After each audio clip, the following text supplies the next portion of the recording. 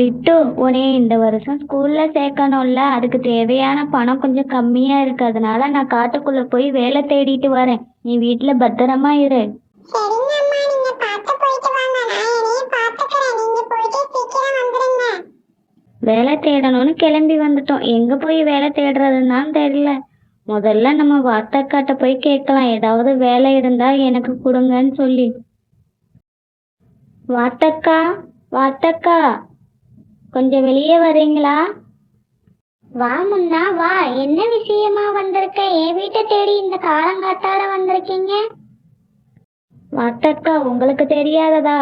இந்த வருஷம் பிட்டுவை நான் ஸ்கூல்ல சேர்க்கணும். அதுக்கு தேவையான பணம் எனக்கு கொஞ்சம் கம்மியா இருக்கு. எனக்கு ஏதாவது வேலை இருந்தா கொடுக்குறீங்களா உங்க தோட்டத்துல? ஐயோ முன்னா, இப்பதான் இந்த காட்டுல போட்டிருந்த சோளத்தை எல்லாம் அறுவடை முடிச்சிட்டோம். இப்போதைக்கு எங்க காட்டுல ஒரு வேலையும் இல்லையே. உனக்கு நான் என்ன வேலை தருவேன்? இப்போதைக்கு எங்க வீட்டுல ஒரு வேலையும் இல்லை. நீ வேற எங்கேயாவது வேலை தேடி பாக்குறியா? அது ஒன்றும் பரவாயில்லக்கா, நான் வேற எங்கேயாவது வேலை தேடிக்கிறேன். நீங்க எனக்கு பதில் சொன்னதுக்கு மிக்க நன்றி. இந்த காட்டுல எனக்கு தெரிஞ்ச ஒரு நம்பிக்கையான ஆளே இப்ப வேலை இல்லைன்னு சொல்லிட்டாங்க. நான் வேலைக்காக இனி எங்க போவேன்? எனக்கு ஒண்ணுமே புரியல. என்ன பண்றதுன்னு தெரியல. வாடா ஏமாச்சி வாழக்கா பச்சி போட்டுடுவேன் பிச்சி தண்டனக்கா அனக்கா தண்டனக்கா நனக்கா தண்டனக்கா. உருளைக்கிழங்கு செல்ல குட்டி எங்க போச்சு? கத்தரிக்காய் கூடையில தூங்க போச்சு. கத்தரிக்காய் எட்டி உழைக்க அழகரிச்சு. அம்மா வந்து கொஞ்ச நேரம் சிரிச்சிடுச்சு. ஏய் நில்லு, யார் நீ? எனக்கு எத்த பாட்டு பாடிக்கிட்டு வர்ற? காட்டுக்கு புதுசா வேற இருக்க. யார் நீ? என் பேரு உருளைக்கிழங்கு. நான் இந்த காட்டுக்கு புதுசா வந்திருக்கிறேன். உங்க பேர் என்ன? என் பேரு பச்சை. அங்க பாருங்க, யாரோ மரத்துக்கு அடியில அமைதியா நின்றுகிட்டு இருக்காங்க. அவங்களுக்கு ஏதோ பிரச்சனைன்னு நினைக்கிறேன். வாங்க என்னன்னு கேட்கலாம். அட, அது நம்ம முன்னா. வாங்க, எனக்கு தெரிஞ்சவங்க தான், போய் என்னன்னு கேட்கலாம். அட என்ன முன்னா இப்படி அமைதியா நின்றுகிட்டு இருக்க? ஏதாவது பிரச்சனையா உங்களுக்கு? தன்னோட வருத்தத்துக்கான காரணத்தை பச்சை கிளியிடம் முன்னா சொன்னது. வருத்தப்படாதீங்க, என்கிட்ட ஒரு நல்ல ஐடியா இருக்கு. நான் உங்களுக்கு வேணா அந்த ஐடியாவை சொல்றேன். அதை நீங்க வேணா செய்றீங்களா? எந்த வேலையா இருந்தாலும் பரவாயில்ல, தயவுசெய்து எனக்கு கொஞ்சம் சொல்லுங்க. அது வேலை ஒண்ணும் இல்ல. என் நண்பர் ஒருத்தர் பீஸா கடை வச்சிருக்கிறாரு. நீங்க அந்த பீஸா கடையை வாங்கி அதுலயே சொந்தமா பீஸாலாம் போட்டு வியாபாரம் பண்ணி சம்பாதிக்கலாமே. பீட்சாவா? பீட்சாவெல்லாம் இந்த காட்டுல யாரு வாங்கி சாப்பிடுவா?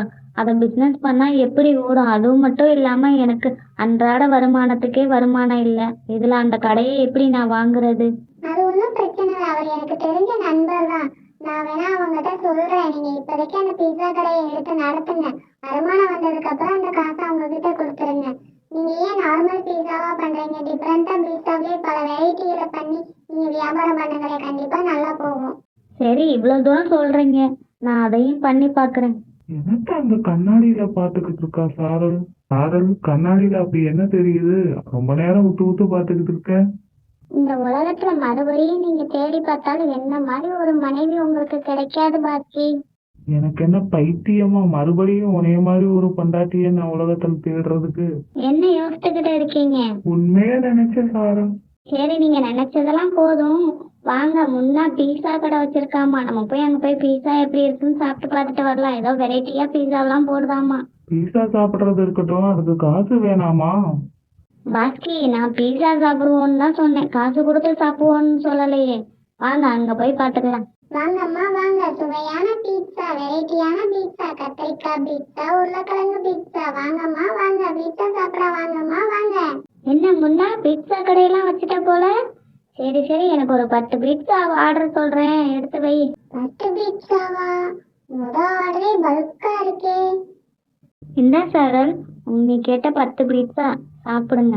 என்ன சாரல், 10 பீஸா வாங்கிட்ட, அதுக்கு காசுக்கு என்ன பண்ணுவ? பீட்சாவை சாப்பிடுங்க, அதுக்கப்புறம் யோசிப்போம். நான் ஒரு ஐடியா வச்சிருக்கேன். பீட்சா சாப்பிட்டு காசை நாளைக்கு தரேன்னு சொல்லிட்டு போயிடலாம். அதுக்கப்புறம் அவங்ககிட்ட வந்து நம்ம கொடுக்க போறதில்ல, மறந்துடுவோம் அப்படியேவும். இதுவும் நல்ல ஐடியாவா இருக்கே. நாளைக்கு கொடுக்குறேன்னு சொன்னா முன்னா நம்பிரும்.